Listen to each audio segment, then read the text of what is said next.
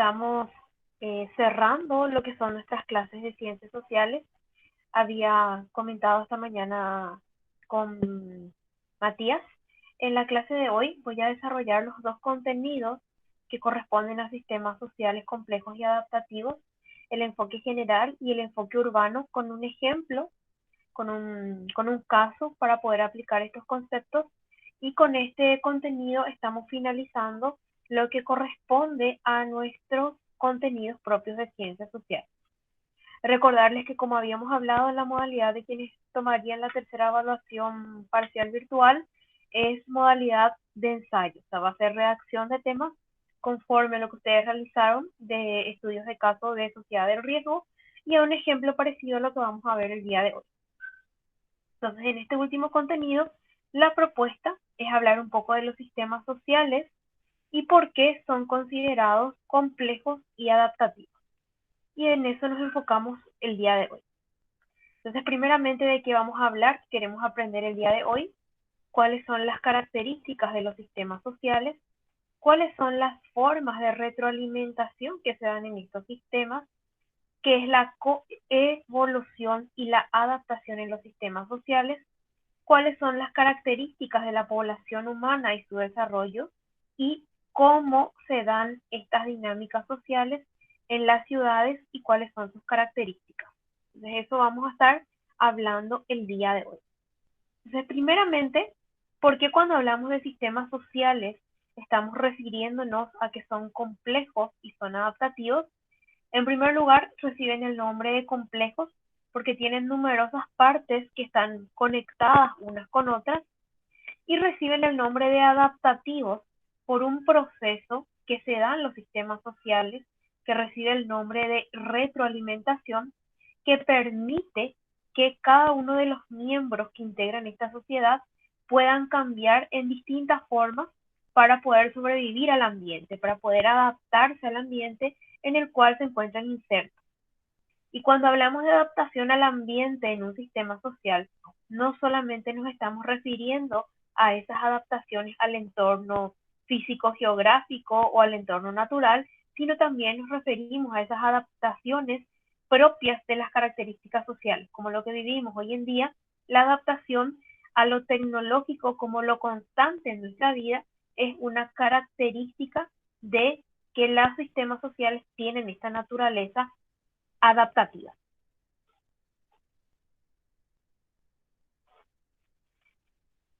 ¿Qué es la interacción?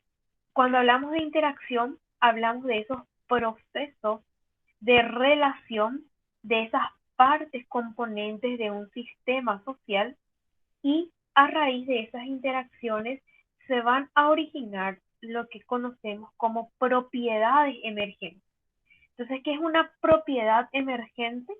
Es una característica de un sistema social que resulta de la interacción de sus componentes.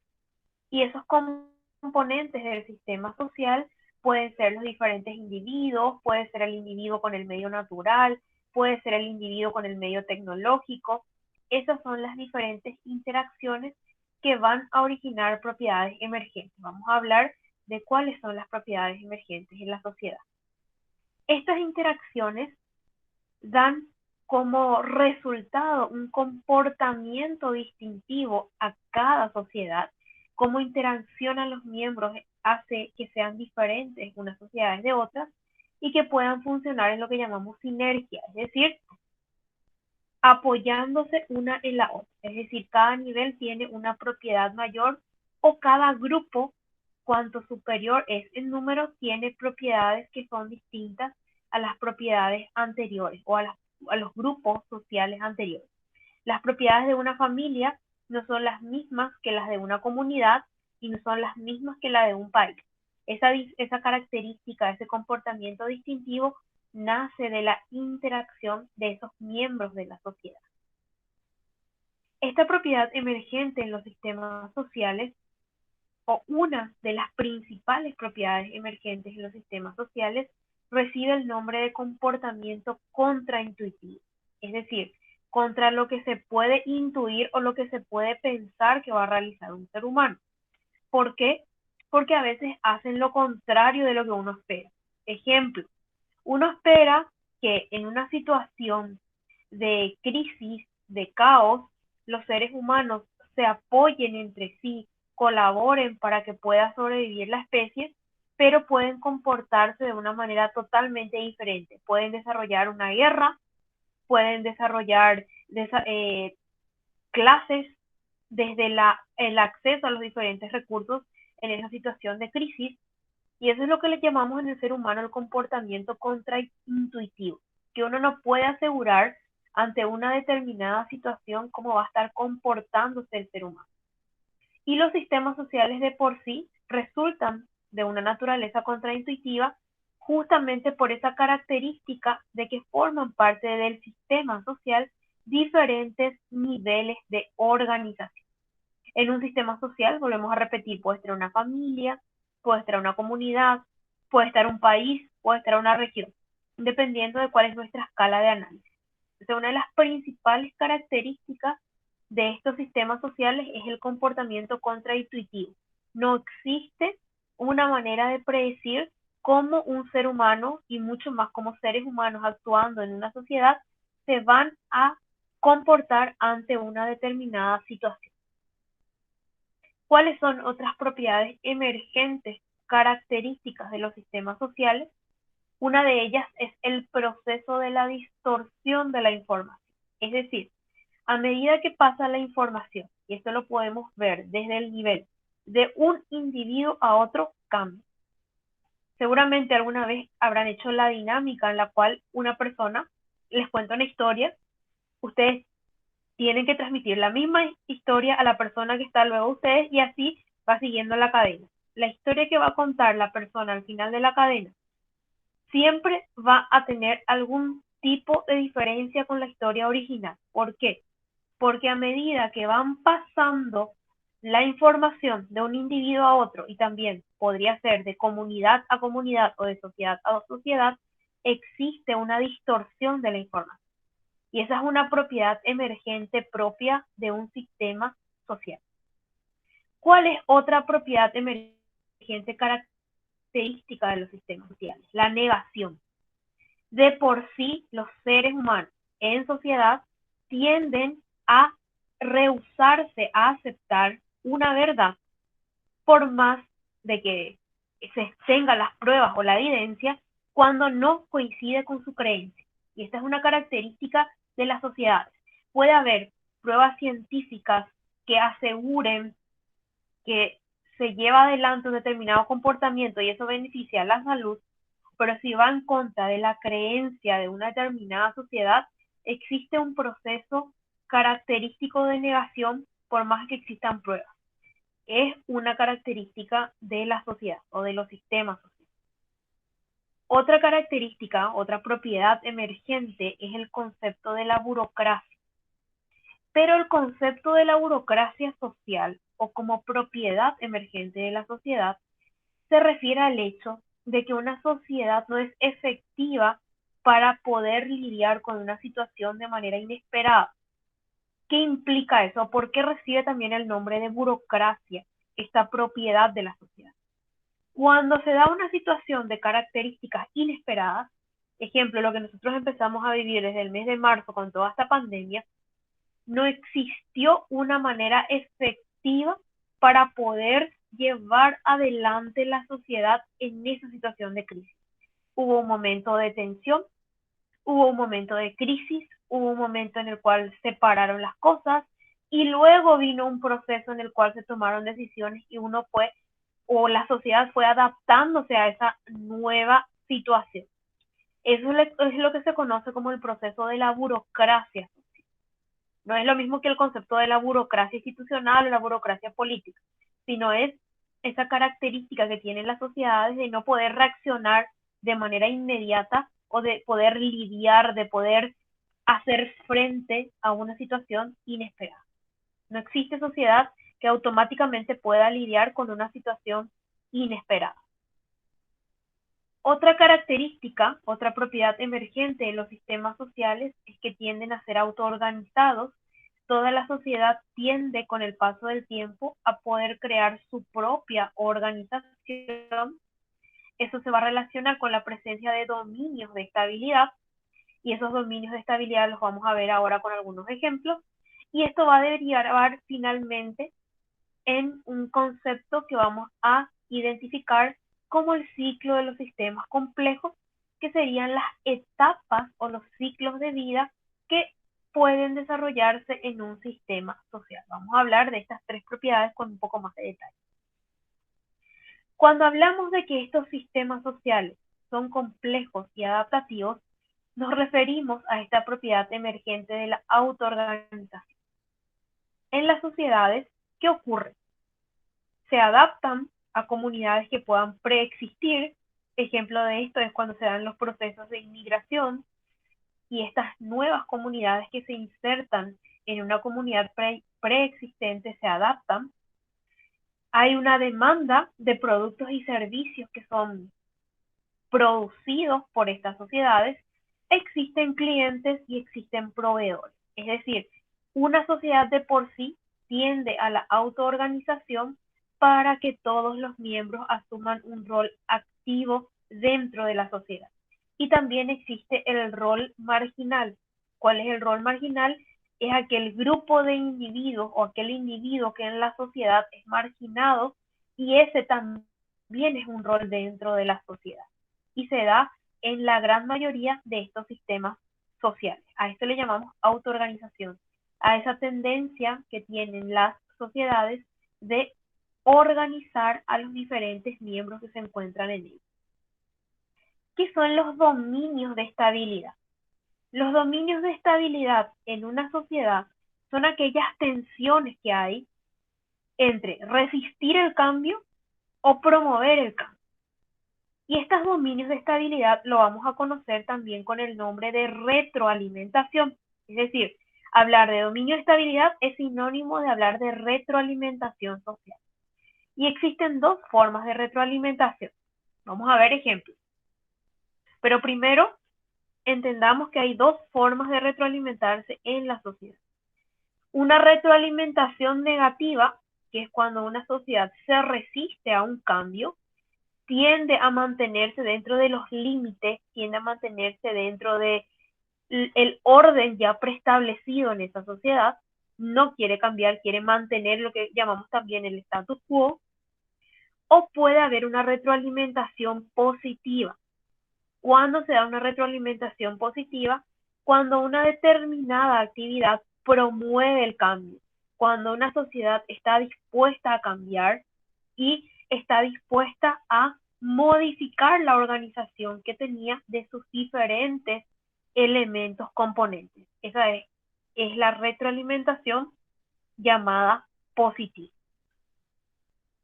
¿Y qué es el estado en el cual se encuentra un sistema social? El estado en el cual se encuentra un sistema social son todas esas características de una determinada sociedad en un momento histórico dado y en un lugar determinado. Entonces podemos decir que forman parte del estado de un sistema social la cultura del momento, los conocimientos del momento, la tecnología, las percepciones sociales, los valores sociales y las organizaciones sociales de ese momento en ese lugar. Nosotros perfectamente podemos hablar de un estado de un sistema social prepandemia y de lo que es un estado social en condiciones de pandemia, que están muy bien identificados en algunos aspectos, como es el caso de cultura, tecnología, organización social. Se pueden identificar.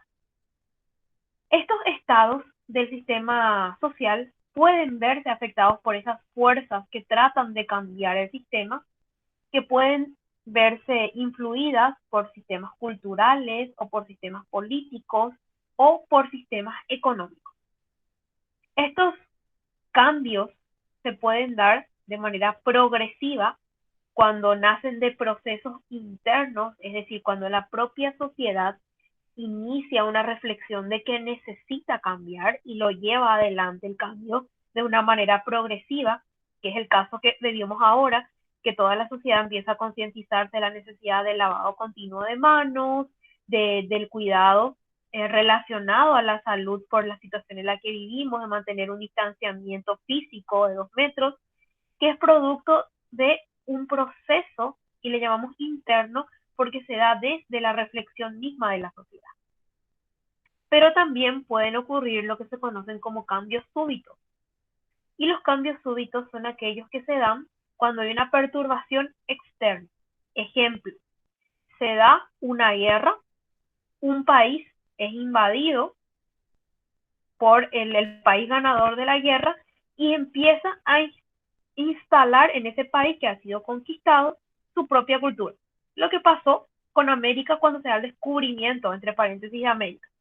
En América ya existían pueblos originarios cuando llegan españoles, portugueses a América, que empiezan a hacer un cambio súbito, una perturbación externa en la llegada de una cultura externa y empiezan a promover cambios culturales, cambios políticos y cambios económicos dentro de una sociedad que ya existía.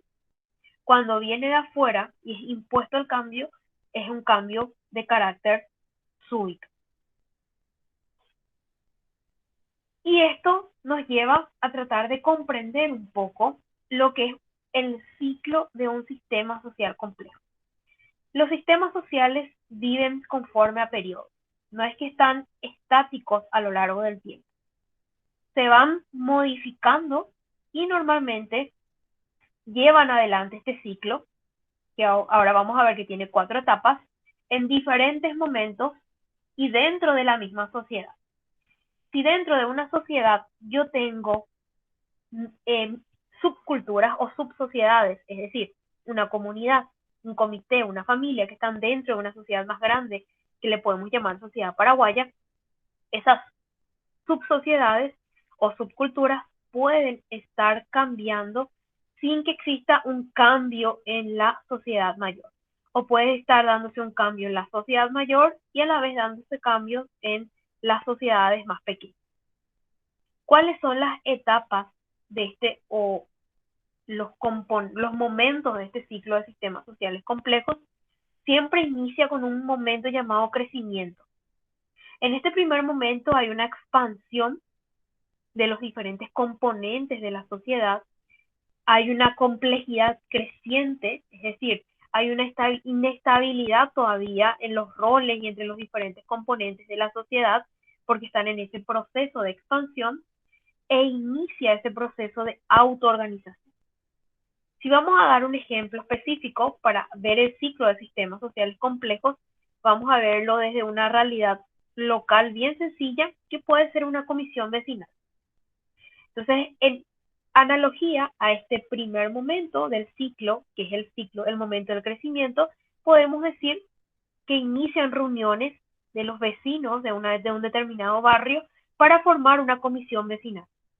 Se empieza a expandir porque cada vez van a ir adicionándose nuevos vecinos, se empieza a crear niveles de complejidad porque inicialmente se reunieron 5, después ya son 7, después son 10 y empieza el proceso de autoorganización. Ya después de pasar esta fase del crecimiento que no tiene un periodo sino que varía de acuerdo a cada sistema social, empieza el momento del equilibrio. Cuando empieza el momento del equilibrio es cuando se da la finalización de esta organización, es decir, ya cada miembro del sistema social tiene un rol identificado dentro de ese sistema y normalmente en la etapa del equilibrio la retroalimentación tiende a ser negativa, es decir, se tiende a mantener las cosas como están, a no buscar el cambio. Ejemplo, se constituye ya la comisión vecinal, ya tiene toda una personería jurídica, ya está reconocida y ya tienen los roles bien establecidos de un presidente, un tesorero, un secretario y los miembros de la comisión vecinal. Eso ocurre en la segunda etapa del ciclo, que es el equilibrio. Luego del equilibrio, que puede durar un largo periodo de tiempo y en otros un periodo más corto de tiempo, viene un tercer momento, que es el momento de la disolución. Este momento ocurre cuando el sistema, tal como se conocía hasta ese momento, es destruido generalmente por una perturbación de carácter externo. O sea, ocurre algo de manera externa que ocasiona un cambio y destruye la organización que existía hasta ese momento. Un ejemplo, siguiendo con la dinámica de la comisión vecinal, puede ser de que hay un gran problema económico en la mayoría de los miembros, por lo cual no se puede dar una continuidad a ese emprendimiento de la comisión vecinal, no se puede dar un seguimiento a los emprendimientos y a las propuestas que tenían y se disuelve esa entidad formada de comisión vecinal. El momento de la disolución, este tercer momento, muchas veces es asociado con un momento de crisis o un momento de caos desde la visión social. Y luego de una disolución viene un cuarto momento previo a un nuevo crecimiento, porque este es un ciclo permanente que recibe el nombre de reorganización. En esta etapa de la reorganización empieza una recuperación de un sistema social, empiezan nuevos dominios de estabilidad. Acá normalmente hablamos de una retroalimentación positiva, en donde se busca permanentemente el cambio.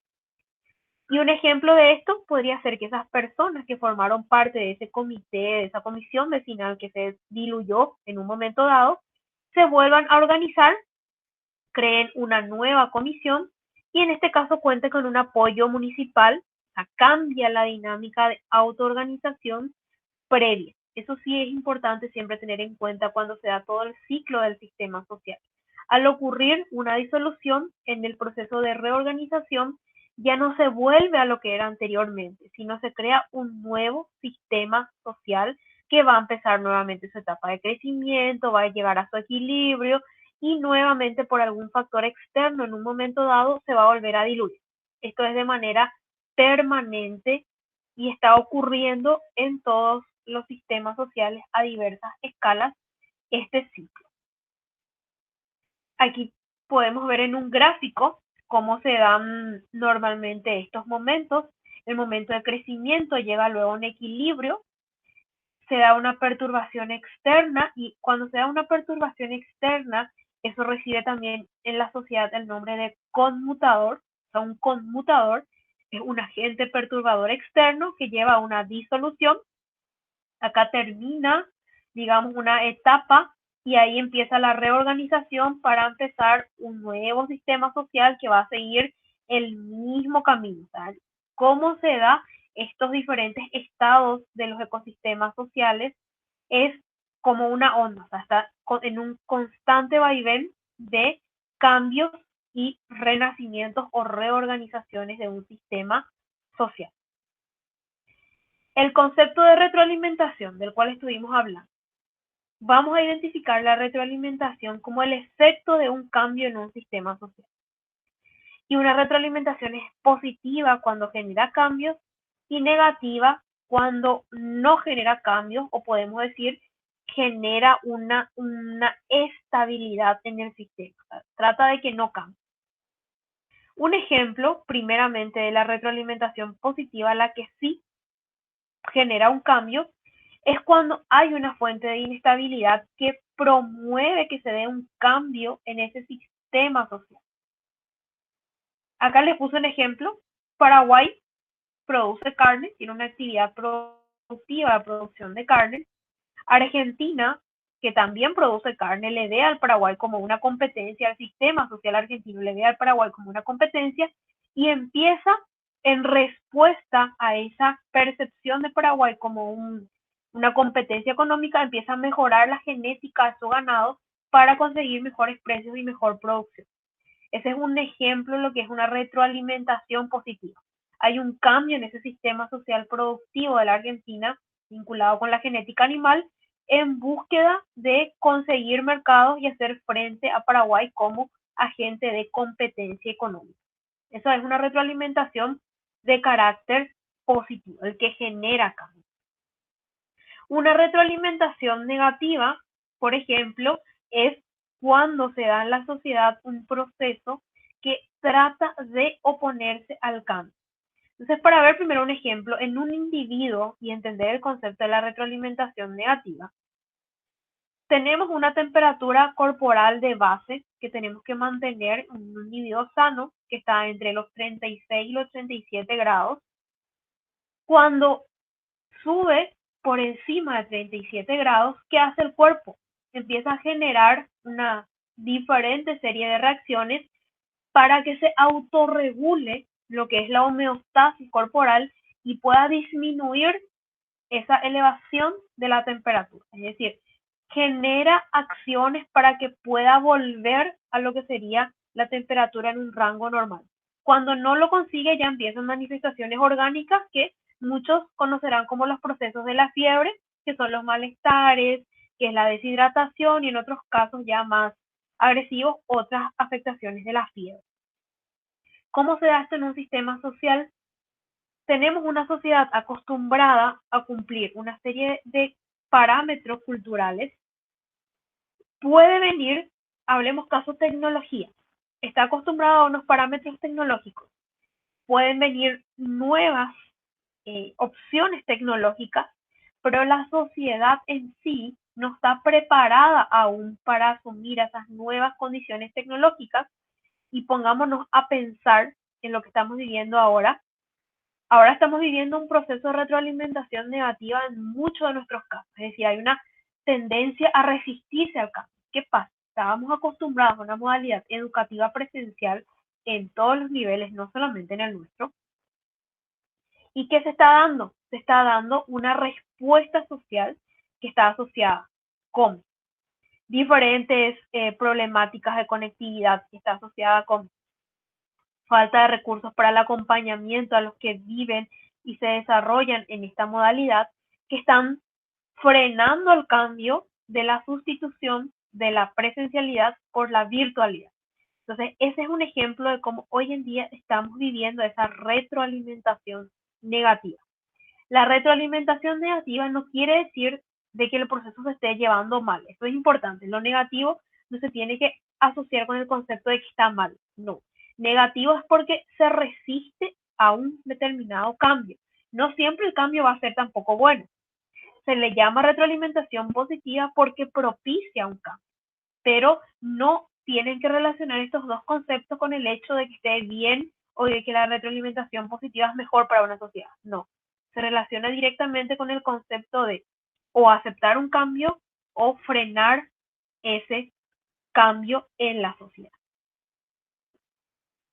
¿Cuáles son los mecanismos sociales de regulación de la población? Y la población humana principalmente es regulada por los recursos, el acceso a los recursos como principal fuente de regulación, acceso a los alimentos y acceso al territorio.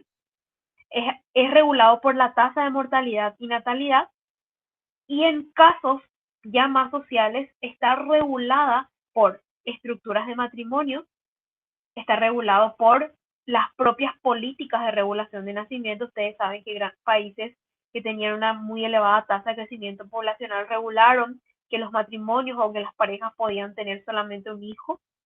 Los conflictos territoriales, las guerras son reguladoras de la población, y las competencias por el acceso a los recursos de producción también es un mecanismo de regulación poblacional. Quienes hablan un poquitito más dentro del marco de lo que es la teoría de la conspiración estarán probablemente diciendo que todo lo que estamos viviendo hoy en la pandemia también es un mecanismo de regulación poblacional, pero no tenemos una evidencia científica que pueda avalar esa proposición. Entonces, ¿cómo se organizan estos sistemas sociales? Siempre el sistema social se va a organizar en función a su ecosistema, que sería su sistema natural. Aquí tenemos unos dos círculos de ejemplo, un sistema social que tiene unas características culturales, de valores, de ideologías, de sistemas económicos, de organización social, de acceso a la salud, a la alimentación en una población. Y un ecosistema o un sistema natural en el cual yo tengo los recursos agua, aire, suelo, fauna, flora, acceso a la vida silvestre. ¿Cómo se relacionan entre sí este ecosistema social con este ecosistema o sistema natural? Se pueden coadaptar, y decimos que se coadaptan cuando encaja uno con otro, es decir, cuando el ecosistema provee de bienes al sistema social y el sistema social cuida a este sistema natural. Ahí hablamos de un proceso de coadaptación. O podemos hablar en un siguiente nivel que es una coevolución. ¿Cuándo se da una coevolución? Cuando hay un cambio en uno de ellos que obliga a cambiar al otro. Ejemplo, hoy en día estamos hablando mucho de las dinámicas del cambio climático que influyen procesos de desertificación de suelo, hablamos mucho de contaminación de agua, está cambiando el sistema natural, lo cual obliga a que también se dé un cambio en las políticas de producción, en los mecanismos de control ambiental, en el sistema social. Entonces estamos hablando de una coevolución de estos dos sistemas de manera conjunta para permitir que ambos puedan permanecer en el tiempo. Estos conceptos ahora vamos a tratar de asociar un poquitito al entorno urbano. ¿Por qué? Porque hay algunas diferencias en el entorno urbano. Entonces, tener en cuenta que los seres humanos necesitan de procesos biofísicos, necesitan de los sistemas ecológicos, que es ese sistema natural, y que están permanentemente cambiando en un proceso evolutivo. Entonces, ¿qué está ocurriendo hoy en día en las grandes urbes o en las ciudades?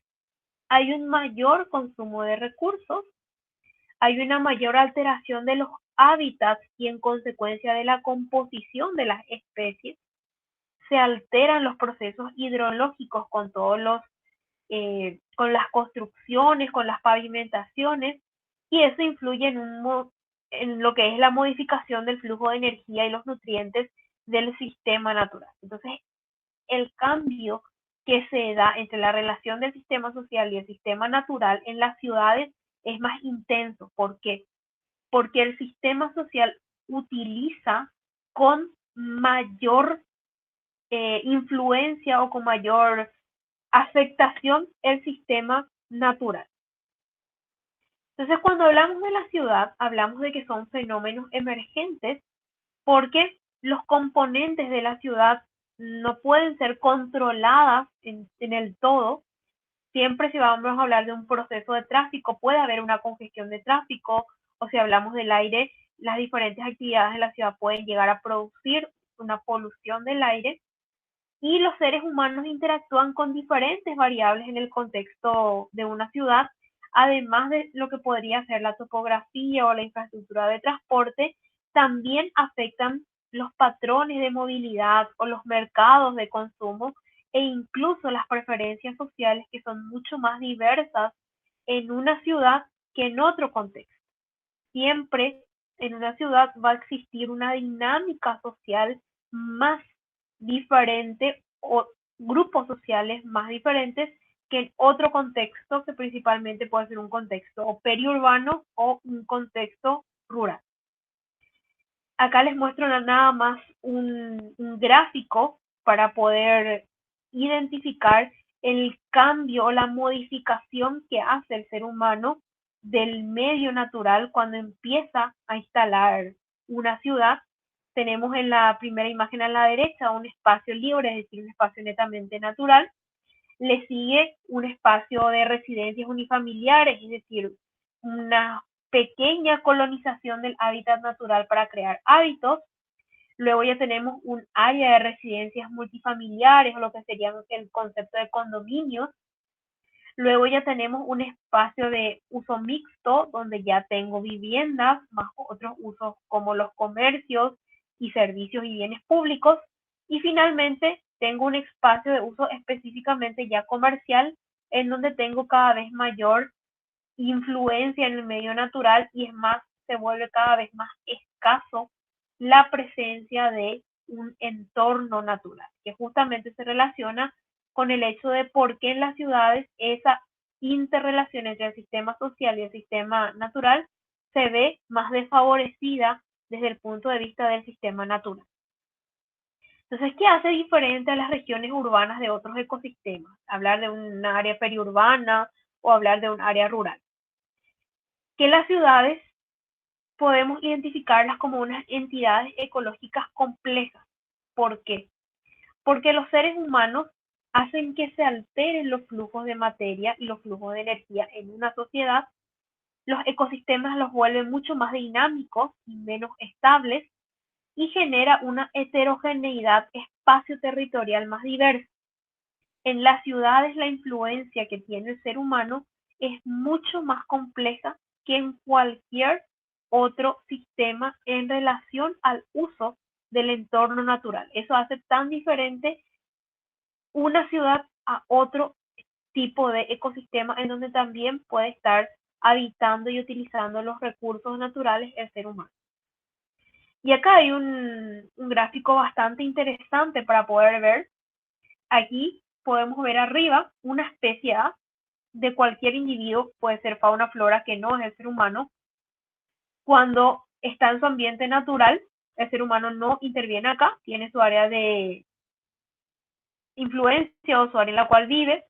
Luego ya vemos una interacción de varias especies en un mismo territorio, cada una tiene su área bien delimitada, cada una influye lo mínimo una sobre la otra, pero cuando viene el ser humano, que es en la foto que está ahí abajo, y que de acuerdo a qué tan eh, densa sea la población humana, que es este gradiente, cuanto más verde es más densa la población humana, desplaza a cualquier otro tipo de especie. Esa es una característica de la población humana.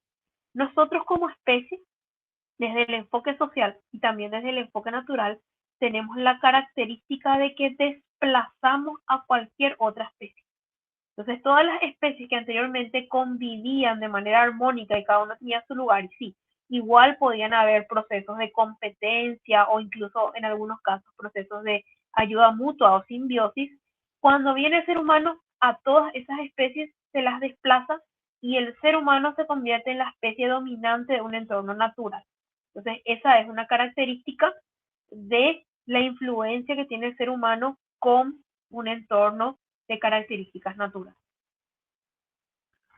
y mucho más en entornos sociales, urbanos. Perdón.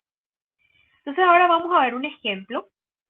Este mismo ejemplo yo les puse, o el caso, yo les puse en los ejemplos de sociedad del riesgo y vamos a utilizar el mismo estudio de caso para aplicar estos conceptos.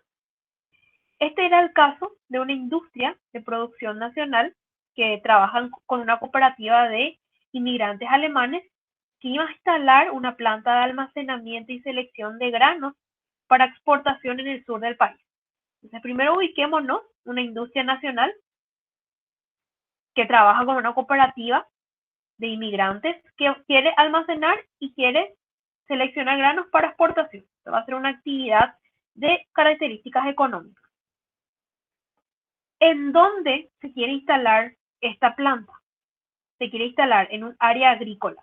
Y aquí van a ver unos colores en las letras, características en este caso que corresponden al sistema natural lo van a ver en color verde y los que corresponden al sistema social lo van a ver en un color rojo. Esta planta se quiere instalar en un área agrícola que tiene algunos remanentes boscosos. ¿Qué me quiere decir que tiene remanentes boscosos? Quiere decir que la principal actividad en la zona es producción agrícola, pero que hay algunos bosques aún en la zona. Tiene bosques en galería. Los bosques en galería son los que están a los costados de un curso hídrico, de un arroyo, de un río. Me dicen que tiene un importante curso hídrico en esta zona y atiendan lo que me dicen, que está resaltado porque luego voy a identificar esta frase como una interacción del medio social con el medio natural. El curso hídrico me va a dar origen a energía eléctrica para movilizar la maquinaria de la industria que yo voy a instalar. Entonces, el recurso hídrico que existe en el lugar, yo como sistema social voy a utilizar para mover mi maquinaria, para producir energía eléctrica y mover mi maquinaria. Me dicen, me cuenta el caso, de que esta planta va a ser montada con tecnología importada, es decir, tecnología que va a venir de fuera. Los procesos van a ser automatizados, van a brindar mano de obra a 20 familias del lugar directamente. Me cuenta que se comprará producción a 3 comités de productores que trabajan en asociación con la cooperativa que va a montar la planta. Y nos cuenta que en carácter de responsabilidad social, esta industria va a construir un centro de salud en la comunidad. Bueno, este es el caso. Una vez que leímos, que analizamos, que tratamos de posicionarnos en ese lugar, viendo un poco toda la parte natural como la parte social, se les propone este siguiente ejercicio. Identificar cuáles son los componentes del sistema social y ecológico y cuáles son las relaciones entre ambos.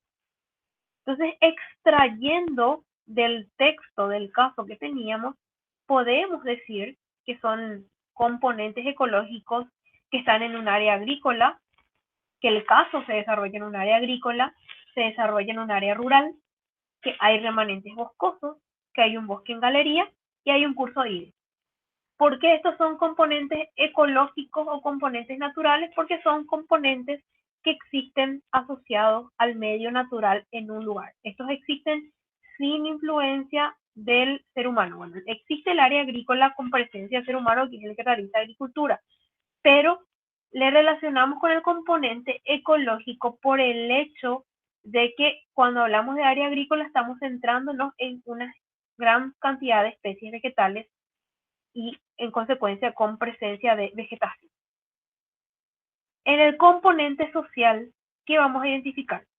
Que tenemos familias que están agrupadas en comité, que trabajan con la cooperativa, porque eso me dice el caso, me dice que la industria va a usar tecnología importada y me dice que la empresa va a construir un centro de salud como responsabilidad social. Esos son datos que yo puedo extraer de mi estudio de caso que forman parte del componente social. Ahora, ¿qué interrelaciones yo identifico en lo que leí entre el componente ecológico y el componente social? Uno de ellos que ya habíamos mencionado y que estaba explícitamente escrito, que el curso hídrico, que es del componente ecológico, da energía eléctrica para ser utilizado en la movilización de la maquinaria de la industria, y cómo se relaciona con el componente social, porque es el ser humano el que va a llevar adelante la tecnología para convertir esa energía potencial del curso hídrico en energía eléctrica. Entonces es una interrelación entre esos dos componentes. Y otro ejemplo de interrelación podría ser que la producción de granos se da en un área agrícola.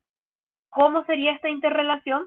La producción de granos es un proceso social porque son los seres humanos quienes tienen que llevar adelante el proceso de siembra y cosecha de granos, y se da en un área agrícola, o incluso podríamos poner también se da en un área rural, porque tienen ciertas características de suelo y ciertas características propias del área natural que permiten que se pueda llevar adelante esa actividad que es la producción de granos. Entonces, leyendo el caso, un ejercicio que también ustedes tienen una tarea que no es obligatoria, pero que es interesante para la reflexión, es si se les plantea un caso, identificar cuáles son los componentes ecológicos y cuáles son los componentes sociales. A los ecológicos también le llamamos componentes naturales, y cómo se pueden dar las interrelaciones entre estos dos componentes. En muchas ocasiones no van a estar escritas explícitamente todas las interrelaciones, pero uno las puede identificar o las puede inferir a la luz de identificar estos componentes sociales y estos componentes ecológicos. Yo perfectamente también podría decir que los remanentes boscosos le brindan a las familias un área recreativa. No está escrito en el caso, pero es algo que yo puedo inferir o puedo pensar que se puede dar en ese lugar si es que establezco una interrelación entre el componente social y el componente ecológico. Bueno, y con esto, entonces cerramos nuestro contenido vinculado al área de ciencias sociales, cerramos tratando de analizar un poco a los sistemas sociales desde esta visión compleja, propia de las sociedades, propia del ser humano cuando interactúa con sus pares, y mucho más compleja cuando interactúa también con el entorno y el medio natural. Entonces, espero que hayan pasado así por un camino interesante a lo largo de estas clases, y sobre todo que puedan llevar conceptos desde el punto de vista sociológico más adelante, tanto para gestión ambiental como para otras asignaturas, y entender esa importancia del trabajo con las sociedades, con el ser humano, para que se puedan dar procesos realmente eficientes en diferentes etapas del trabajo desde la visión de ingeniería y sobre todo ingeniería industrial, que es la que les competirá a ustedes en el día de mañana.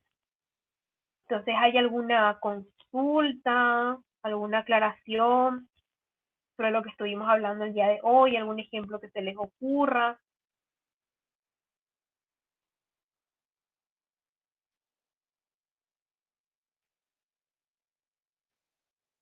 Están todos muy callados. Bueno, entonces voy a detener por aquí la grabación el día de hoy